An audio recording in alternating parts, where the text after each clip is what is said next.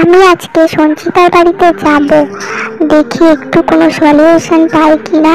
অনেক তো চেষ্টা করছি। 1 বছর হয়ে গেল একটা ইউটিউব চ্যানেল খুললাম, কিন্তু তাতে কোনো কিছুই পাচ্ছি না, আমি কোনো সফলতাই তো পাচ্ছি না। কষ্ট করে করলাম, ভাবলাম নিজের পায়ে একটু দাঁড়াবো, কিন্তু আমার বান্ধবী ও তো পেয়ে গেল, কিন্তু আমি কেন পাচ্ছি না? দেখতে হবে, ওকে গিয়ে জিজ্ঞেস করি আমার কোথায় খামতি আছে, ও যদি একটু কিছু বলতে পারে। কি রে সঞ্চিতা, দিব্যি আছিস তো? ভালোই। হ্যাঁ, আমার কথা তো তোর মনেই পড়ে না। বলছি কি, আমি একটা ইউটিউব চ্যানেল খুলেছি, 1 বছর হয়ে গেছে, তুই তো জানিস, কিন্তু তুই এত তাড়াতাড়ি ইনকাম পেয়ে গেলে আমি কেন পাচ্ছি না বলতো? তুই কি বলতে পারবি? এত কষ্ট করছি আমি, তাও আমি পাচ্ছি না। আমি চাই একটু নিজের পায়ে দাঁড়াতে, কিন্তু সেটাও তো হচ্ছে না। বাড়ি থেকে বিয়ের কথা বলছে, কিন্তু আমি তো একটা বিয়ে করতে চাই না। আমি একটু নিজের পায়ে দাঁড়াতে শিখি, তারপরে আমি বিয়েটা করব। তুই কিছু বলবি নাকি? একটু কিছু আমার বুদ্ধি দে না ভাই। দাঁড়া, তুই একটু বস, মাকে বলি চা আনতে, তারপর খেতে খেতে কথা হবে। মা, একটু চা নিয়ে আসো তো। দেবিকা এসছে আমাদের বাড়িতে অনেকদিন পর। একটু ভালো করে কড়া করে একটু চিনি দিও, ঠিক আছে? ও একটু মিষ্টি চা খেতে ভালোবাসে। ঠিক আছে। হ্যাঁ রে দেবিকা, ভালো আছিস তো?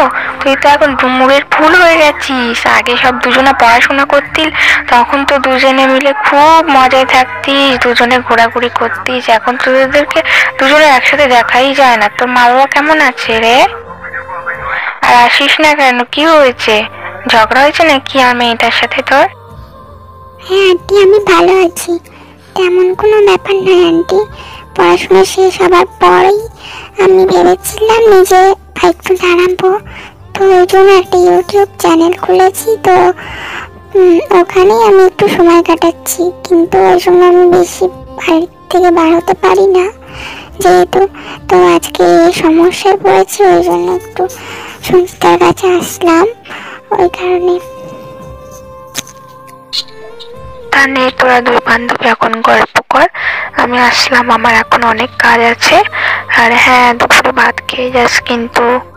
হ্যাঁ, মাকে বলে এসছিস তো? ঠিক আছে, তোরা গল্প কর, আমি আসলাম। হ্যাঁ, তুই কি বলছিস যে তোর ইউটিউব থেকে কোনো সফলতা পাসনি? দেখ, আমি 6 মাস হয়েছে ইউটিউব খুলেছি, তার মধ্যে আমি ইনকাম পেয়ে গেছি। কি করে জানিস? প্রথমে তুই দেখ তোর ভুলটা কোথায় হচ্ছে প্রথমত, আর দ্বিতীয়ত হচ্ছে মানুষ কোনটা বেশি পছন্দ করে। যেমন ধর, ডান্স, কমেডি, কার্টুন, এইগুলোই বেশি করে তোর চ্যানেলে ক্রিয়েট কর, বুঝেছিস? এগুলোর মধ্যে তুই যেটা ভালো পারিস সেটা ক্রিয়েট কর, দেখবি আস্তে আস্তে ভিউয়ার্স বাড়বে, লাইক বাড়বে, সাবস্ক্রাইব বাড়বে।